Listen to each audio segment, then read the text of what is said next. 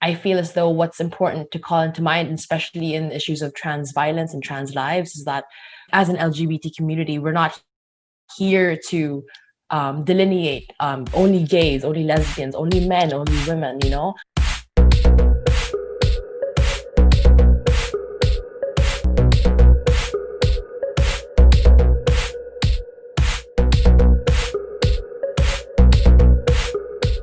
Hey everyone, welcome back to another episode of QUEERxBodies.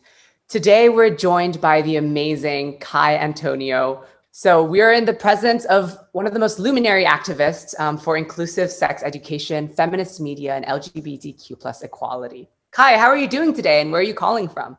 Hi, Fresh. I'm doing really good. I'm calling from Manila. My name is Kai. I'm from the Philippines.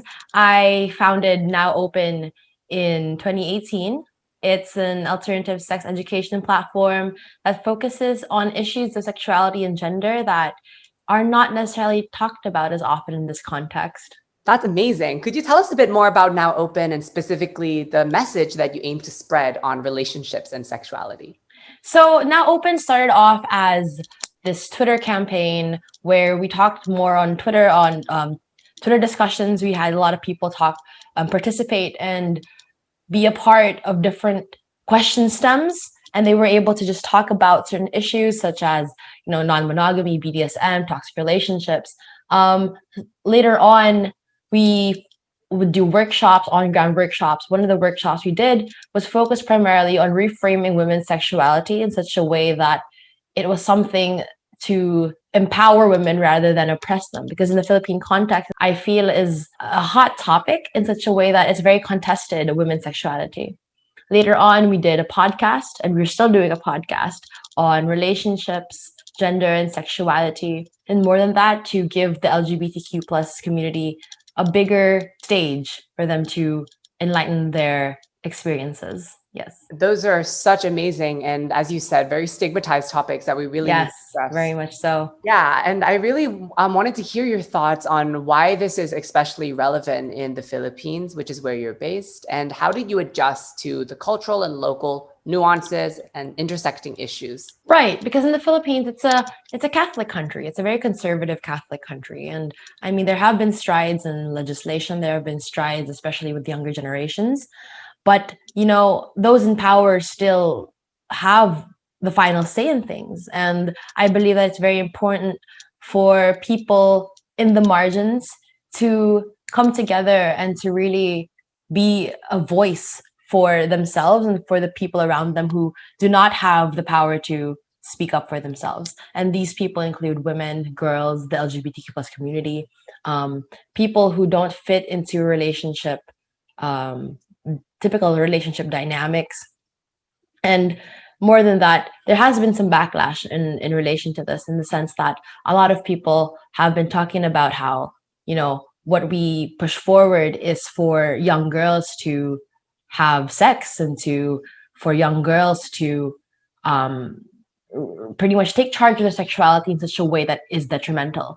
But I feel as though one of the things that Now Open really does advocate for is to make your own informed choices. We're never here to tell someone what to do.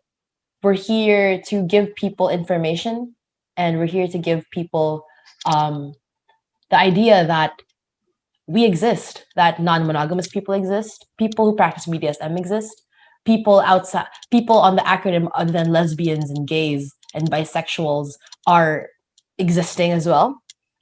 We want to be able to give people information for them to understand and to make their own choices. That's such a wise philosophy that I think all of us activists can really learn from. And a lot of the times people are always saying, why do LGBTQ plus people keep pushing their agenda on us? But really we're not. We're educating them about potential choices. Right, exactly. And spreading more knowledge in the world, right? 100%, yes. When it comes to your activism philosophy, how has what you've done shaped it? I like to connect a lot of the self-healing and a lot of the self-development I've done throughout the years to my philosophy and activism. I've always believed that open, honest, and raw conversations is how you deliver a message in such a way that people will be open to listening to it, because you can't preach at people. You can't tell people this is what's right, this is what should be, this is what has to happen. Because as I said earlier, at the end of the day, it's always about giving people the information and the options to create their own choices and to make their own decisions, you know?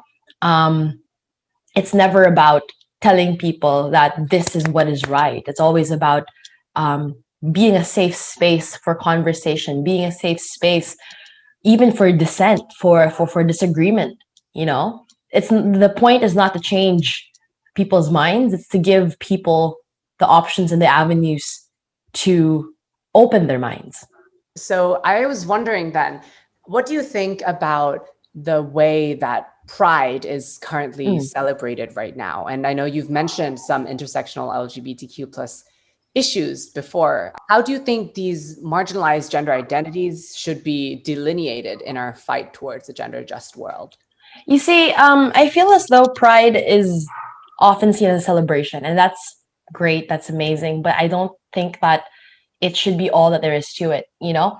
Pride is both a celebration and a protest, because there are people out there who can't celebrate Pride. There are people out there who are struggling to even see their sexuality, their gender orientation, their gender identity, their gender expression as something to be celebrated.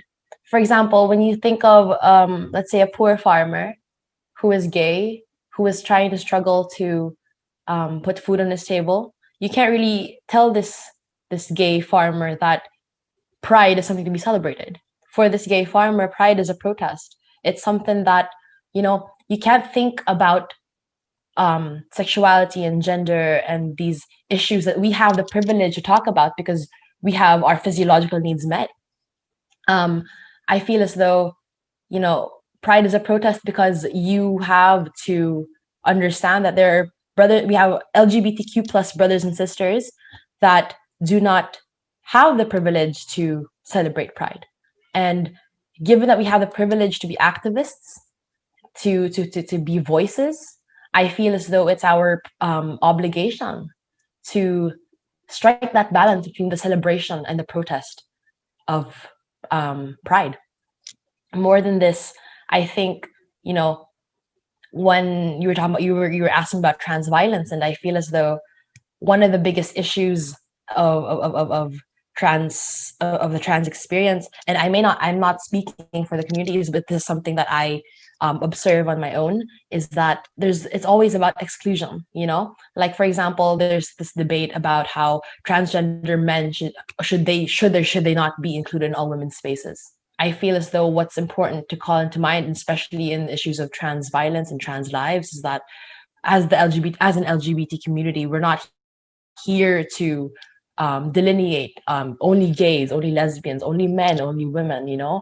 I think our goal should be to move forward towards a world where everyone, regardless of SOGI, should be able to participate in emancipating everyone simply because they're human. So to all other gender activists out there who are listening to our interview right now, do you have any word of advice for change makers out there?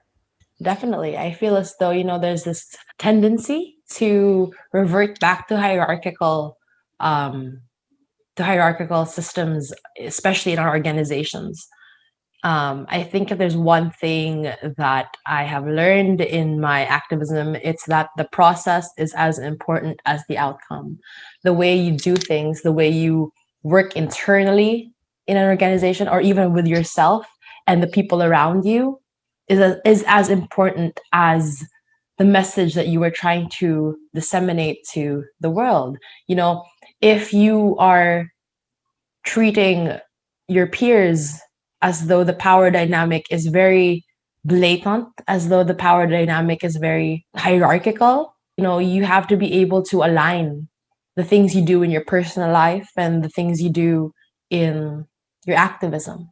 And I feel that's one of the biggest things I've learned in activism, and the biggest things I want to give and tell people is that the way you live your life should also be a reflection of how you want the world to turn out to be.